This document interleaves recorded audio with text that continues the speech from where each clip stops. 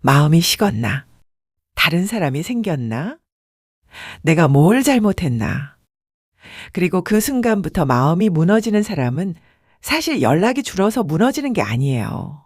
연락이 줄어드는 걸 보면서 내 머릿속에서 이런 결론이 내려지기 때문에 무너져요. 나는 덜 사랑받고 있다. 나는 만만해졌다. 나는 언제든 버려질 수 있다. 근데 오늘은 그 결론을 바로 내리지 말고 딱 1시간만 보류해 보자고 말하고 싶어요. 왜냐하면 남자의 연락 감소는 남자의 사랑 감소랑 같은 말이 아닌 경우가 정말 많거든요. 물론 사랑이 줄어서 연락이 줄어드는 경우도 있어요. 근데 문제는 그걸 단정하고 들어가면 여자는 거의 늘 관계를 더 망가뜨리는 방식으로 반응한다는 거예요. 오늘 영상은 위로 영상이 아니에요. 남자를 옹호하려는 영상도 아니고 여자를 탓하려는 영상도 아니에요. 오늘은 남자의 연락이라는 걸 감정으로 해석하지 말고 기능으로 해석해 볼 거예요. 남자라는 기계가 있는데 그 기계의 버튼이 왜 꺼지는지, 어떤 조건에서 다시 켜지는지, 남자 사용 설명서라는 말이 납득될 정도로 현실에서 써먹을 수 있게 해독해 볼게요. 1. 연락이 줄었다고 마음이 식은 건 아니다. 연락이 줄었다. 이 말은 사실 정보가 부족해요. 연락이 줄었다는 건 결과잖아요. 중요한 건 원인이에요. 연락이 줄어드는 원인은 크게 5가지로 나뉩니다. 첫째, 관계가 안정돼서 줄어든다. 둘째, 컨디션이 무너져서 줄어든다. 셋째, 부담이 커져서 줄어든다. 넷째, 우선순위가 바뀌어서 줄어든다. 다섯째, 마음이 식어서 줄어든다. 문제는 여자는 보통 5번째부터 떠올려요. 근데 현실에서 가장 흔한 건 첫째, 둘째, 셋째예요. 마음이 식어서라기보다 남자는 관계가 안정됐다고 느끼면 연락을 유지해야 할 업무로 덜 느끼고, 컨디션이 무너지면 연락 기능부터 끄고, 부담이 커지면 연락 자체를 회피하는 쪽으로 갑니다. 예를 들어 볼게요. 연애 초반 남자는 연락으로 나 여기 있어. 너 좋아해? 너 놓치기 싫어를 계속 표시해요. 근데 시간이 지나면 남자에게는 관계가 확보된 영역이 됩니다. 확보된 영역에는 자원을 덜 넣어요. 여자는 이걸 왜 변했지? 라고 느끼고, 남자는 이제 우리 사귀는 거 확실한데? 라고 느낍니다. 여자는 관계를 확인하고 싶은데 남자는 이미 확인이 끝났다고 느끼는 거죠. 이 차이를 이해하지 못하면 여자는 연락을 더 요구하고 남자는 더 부담을 느끼고 결국 연락이 더 줄어드는 악순환으로 갑니다. 2. 남자는 연락을 감정이 아니라 업무로 처리한다. 이 말은 좀 서늘하게 들릴 수 있어요. 하지만 현실에서 남자들은 정말 자주 이렇게 느껴요. 연락은 감정 표현이 아니라 관리해야 할 루틴이다. 여자들은 오늘 뭐 했어?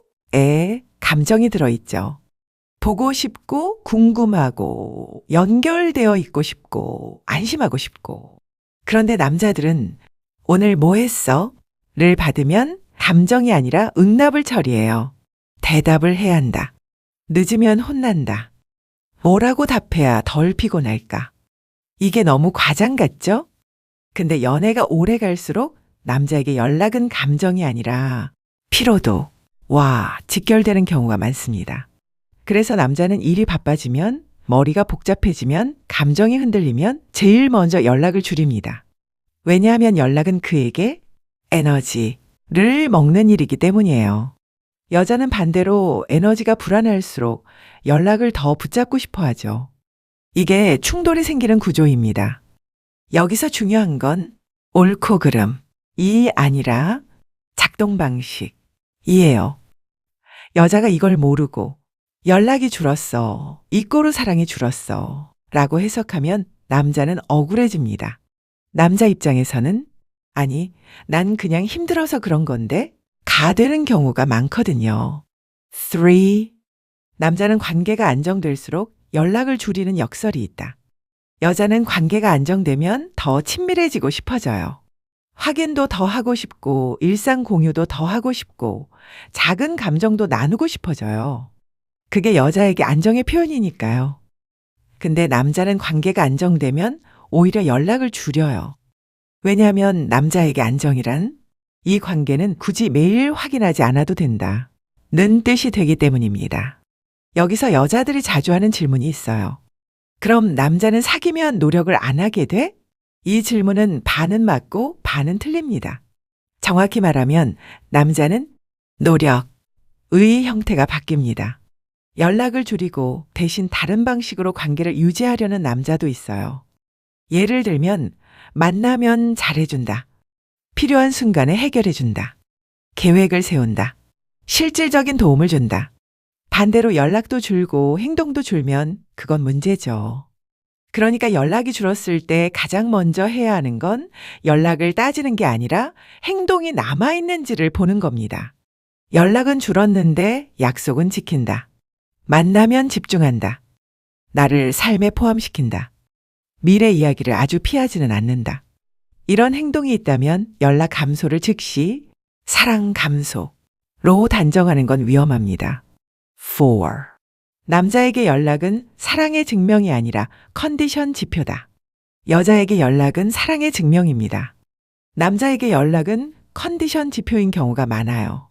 남자가 연락을 잘하는 시기, 이건 남자가 일이 잘 되고 머리가 단순하고 스트레스가 적고 관계가 가볍고 자존감이 괜찮을 때입니다. 남자가 연락을 못하는 시기, 이건 남자가 일이 무너지고 머리가 복잡하고 스트레스가 많고 책임이 무겁고 자존감이 떨어졌을 때입니다. 그러면 여자들은 이렇게 묻죠. 근데 힘들면 나한테 더 기대면 되잖아. 맞아요. 성숙한 관계라면 그게 이상적이에요.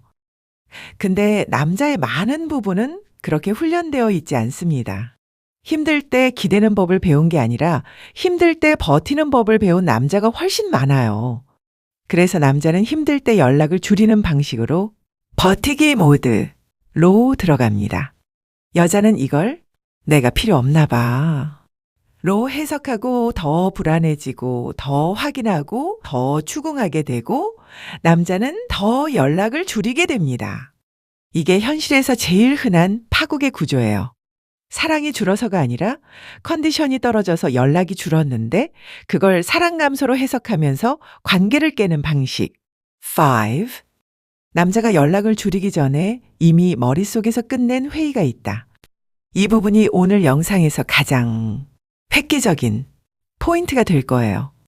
여자들은 연락이 줄어드는 순간을 시작으로 봅니다. 근데 남자에게 연락 감소는 시작이 아니라 결과인 경우가 많아요. 무슨 말이냐면 남자가 연락을 줄이기 전에 이미 내부 회의를 한 번 끝냈다는 뜻이에요. 회의 주제는 대개 이런 겁니다. 이 관계에서 내가 감당해야 하는 게 뭘까? 이 관계는 앞으로 어떤 방향일까? 내가 지금 이 사람에게 확신을 줄 수 있을까? 나한테 이 관계가 부담이 되나? 아니면 힘이 되나? 남자들은 이 회의를 여자에게 공유하지 않고 혼자 합니다. 그리고 답이 안 나오면 연락을 줄여요.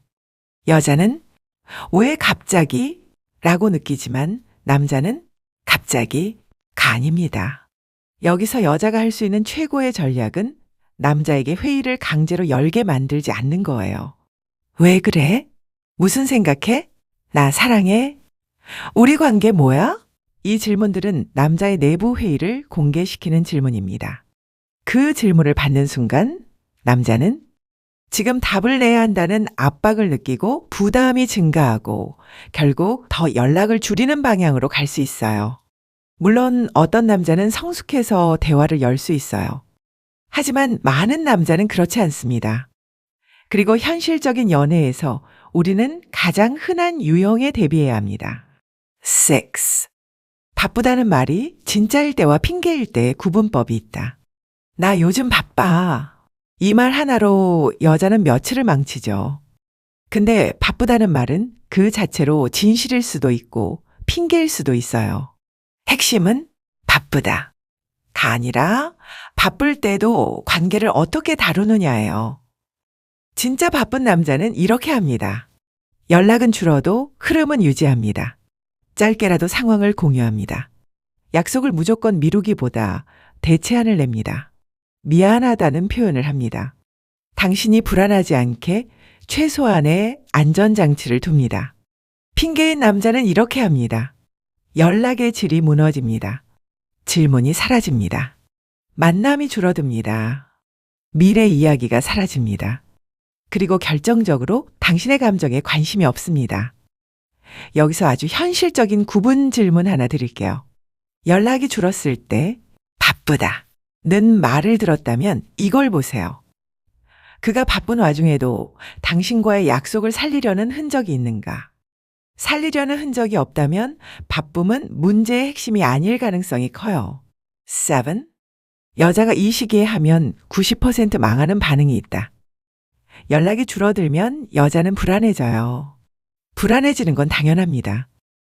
문제는 그 불안이 행동으로 나갈 때예요.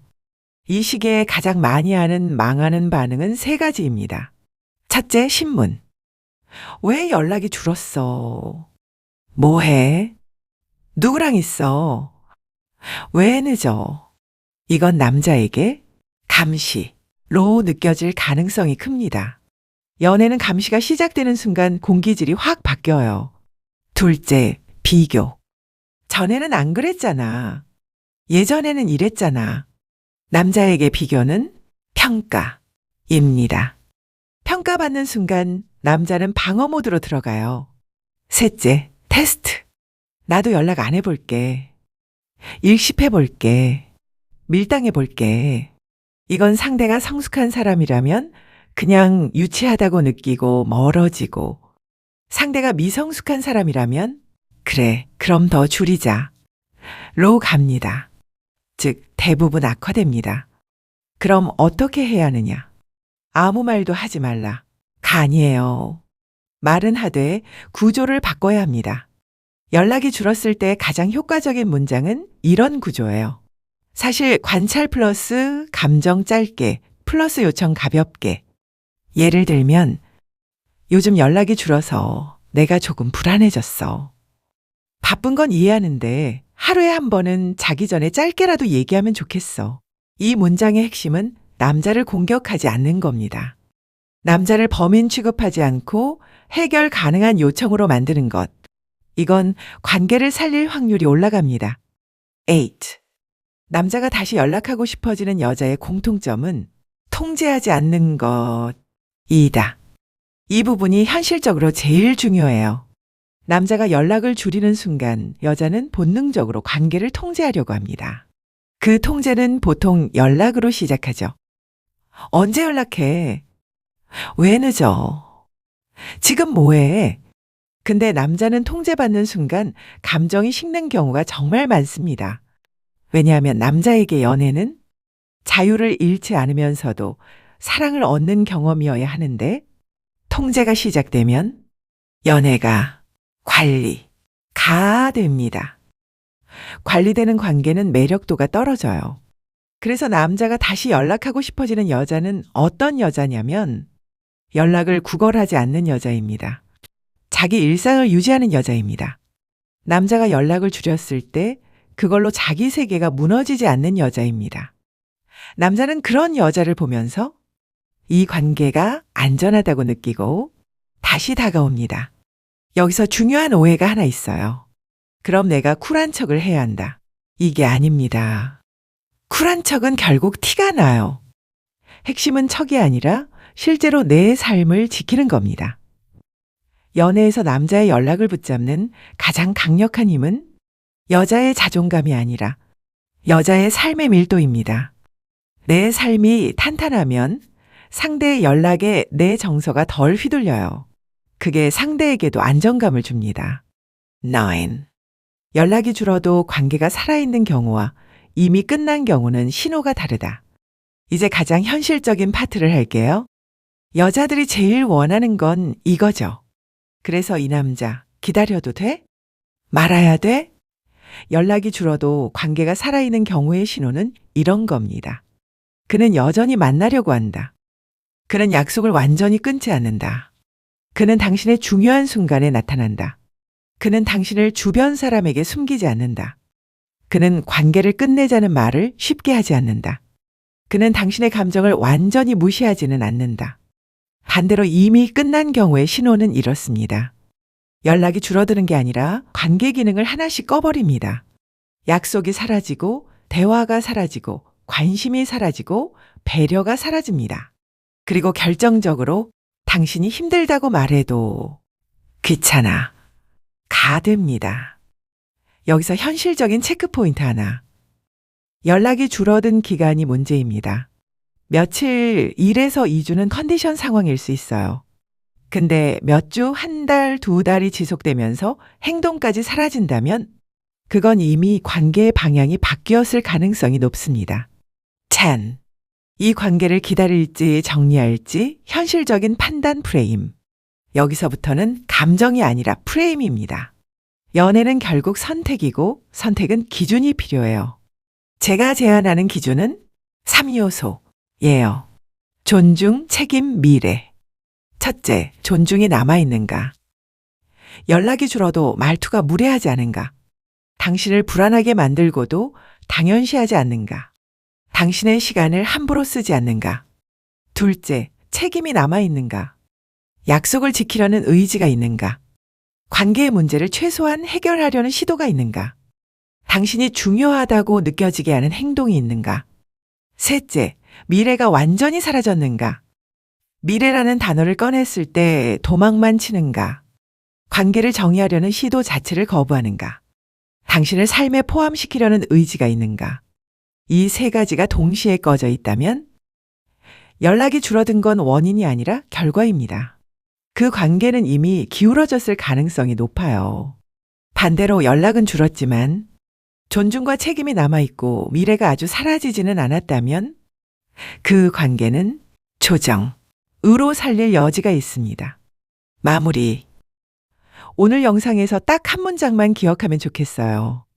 연락은 감정의 증거가 아니라 관계가 돌아가는 방식의 신호다. 여자는 연락을 사랑으로 해석하고 남자는 연락을 상태로 처리하는 경우가 많습니다. 그래서 오해가 생겨요.